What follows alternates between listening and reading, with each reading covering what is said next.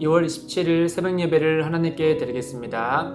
오늘 우리에게 주신 하나님의 말씀 마태복음 14장 13절에서 21절의 말씀입니다.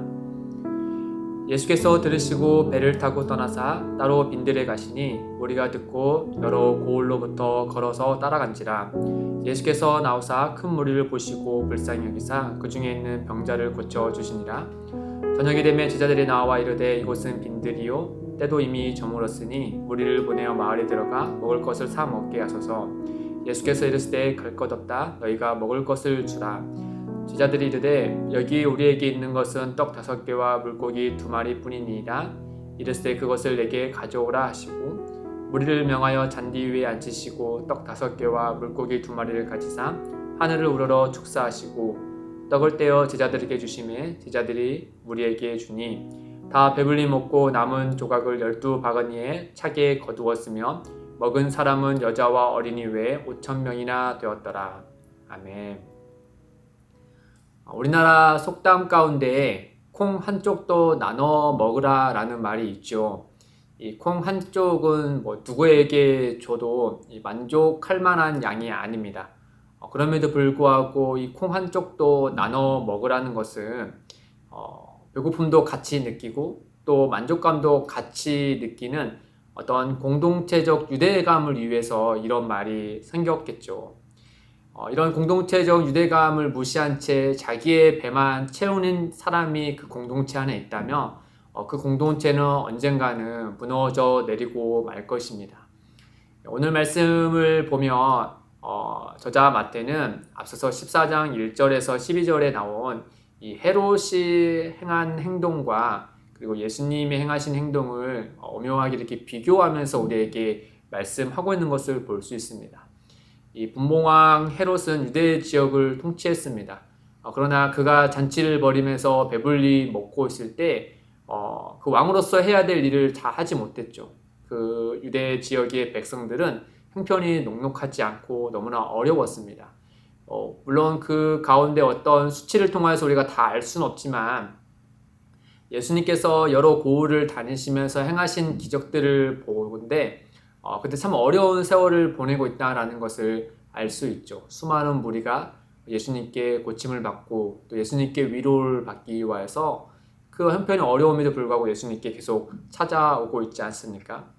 오늘도 많은 무리들이 예수님께 찾아왔습니다. 그에 앞서서 예수님은 한 가지 슬픈 소식을 듣게 되죠. 바로 세례 요한이 죽었다라는 소식이었습니다. 예수님은 그 소식을 듣고 슬픔에 잠긴 나머지 배를 따로 타고 또 다른 한적한 곳 빈들에 나아가시죠.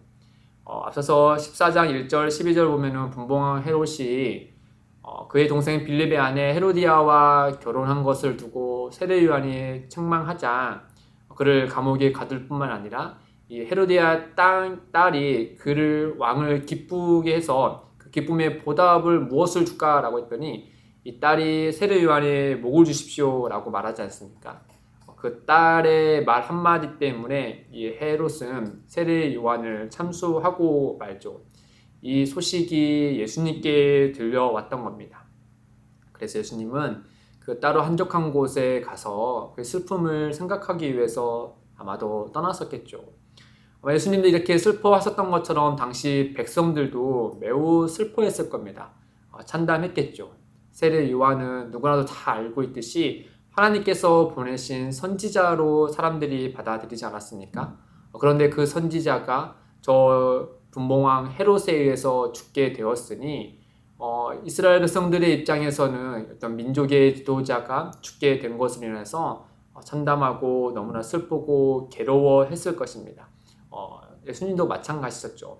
그래서 13절에 보시면 예수께서 들으시고 바로 예수님께서 세례 요한의 죽음을 들으시고 배를 타고 떠나사 따로 빈들에 가시니 무리가 듣고 여러 고을로부터 걸어서 따라간지라 라고 말씀하고 있습니다. 독특한 점은 마태가 여기서 빈들이라고 표현한 것입니다. 이 빈들이란 말은 광야라는 말인데요. 또는 한적한 곳이라는 뜻입니다. 이 빈들은 세례 요한이 활동한 사역지도 빈들이었습니다. 유대 광야였죠. 그러니까 예수님이 세례 요한의 죽음의 소식을 듣고 어디로 가셨냐?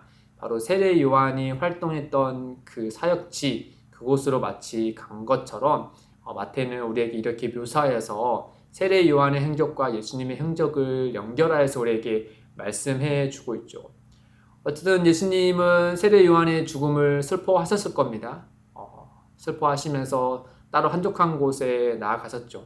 그럼에도 불구하고 그 슬픔에 잠시도 생각할 틈 없이 수많은 무리들이 예수님이 가신 소문을 듣고 예수님을 따라서 그곳으로 따라왔습니다.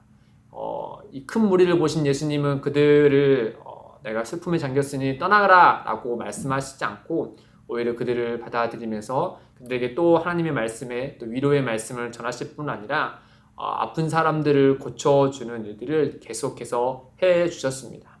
그리고 나서 그들에게 때가 저물어서 먹을 것이 없게 되자 예수님은 놀랍게도 떡 5개와 물고기 2마리로 5,000명이 넘는 사람들을 먹이시기까지 했죠.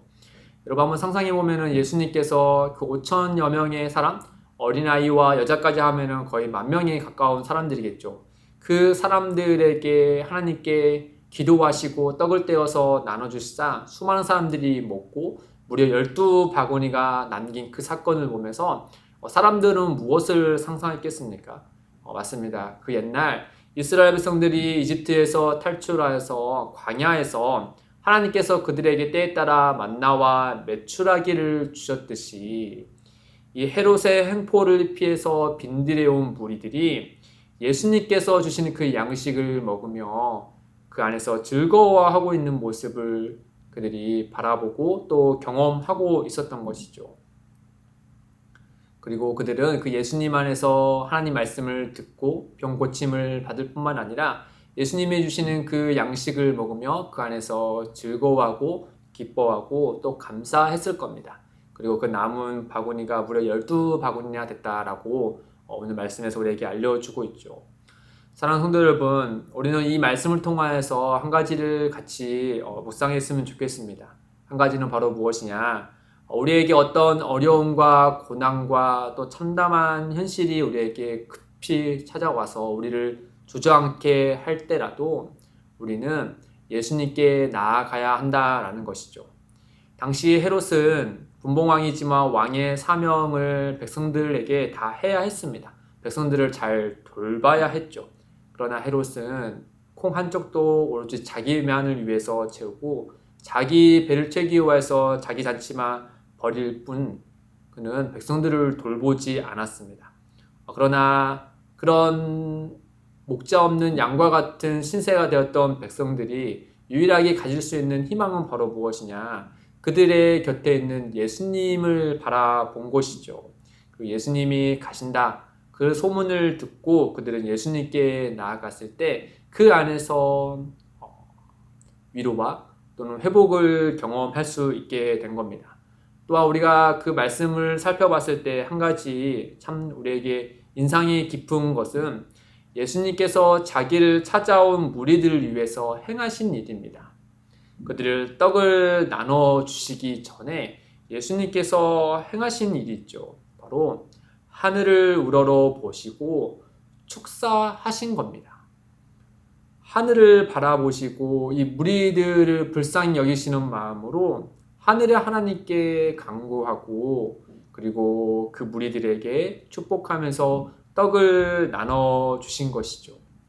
빈곤에 처한 이들을 위해서 예수님이 그들을 대표하여 하늘의 하나님께 간구하고 있는 이 모습입니다.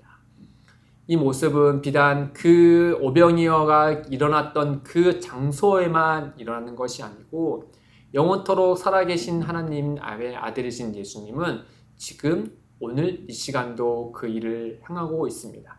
히브리서 7장 25절에 보시면 그러므로 자기를 힘입어 하나님께 나아가는 자들을 온전히 구원하실 수 있으니 이는 그가 항상 살아계셔서 그들을 위하여 간구하심이니라. 그는 바로 예수 그리스도시죠. 예수 그리스도께서 항상 살아계셔서 우리들을 위하여서 간구하고 계시다라는 겁니다.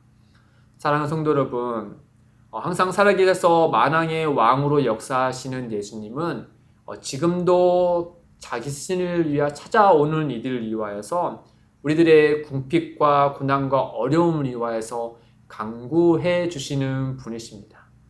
그 예수님이 늘 우리와 함께 계시죠. 그러니 우리를 위해 날마다 사랑으로 은혜를 베푸시는 예수님을 우리가 바라보고 또 그분이 우리와 늘 함께 하신다는 사실을 우리가 기억할 때 오늘 하루를 그리스도 예수 안에서 힘있게 살아갈 수 있을 것입니다. 그 은혜를 붙드시기를 주님의 이름으로 축복드립니다. 기도하겠습니다. 긍휼이 많으시는 하나님 아버지, 우리에게 오늘이란 시간을 허락해 주시고 더하여 하나님의 자녀로서 살게 해주셔서 감사합니다. 항상 우리의 삶이 주님의 은혜 중에 있다는 점을 기억하고 날마다 감사할 수 있도록 우리의 마음과 생각과 삶을 인도하여 주옵소서. 주님, 연약하고 궁핍한 무리들에게 생명의 양식을 주신 것처럼 오늘날 우리 주변에 또 우리 안에 주님의 은혜를 필요로 하는 이들이 있습니다. 주님, 그들을 불쌍히 여기셔서 우리에게 주신 은혜와 같이 그들에게도 주님의 그 생명의 은혜를 부어 주시옵소서.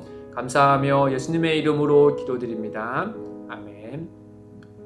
오늘도 두 가지의 기도 제목을 두고 함께 기도하겠습니다. 첫째, 어떤 시련과 고난이 찾아오더라도 우리와 늘 함께 하시며 우리를 위해 날마다 강구하시는 예수님을 바라보게 하옵소서. 둘째, 기쁨이 되는 교회가 희망 없이 살아가는 이들과 마음이 상한 자, 궁핍한 자들에게 하나님의 긍휼을 나눌 수 있도록 역사하여 주옵소서. 이를 위해 함께 기도하며 나아가겠습니다.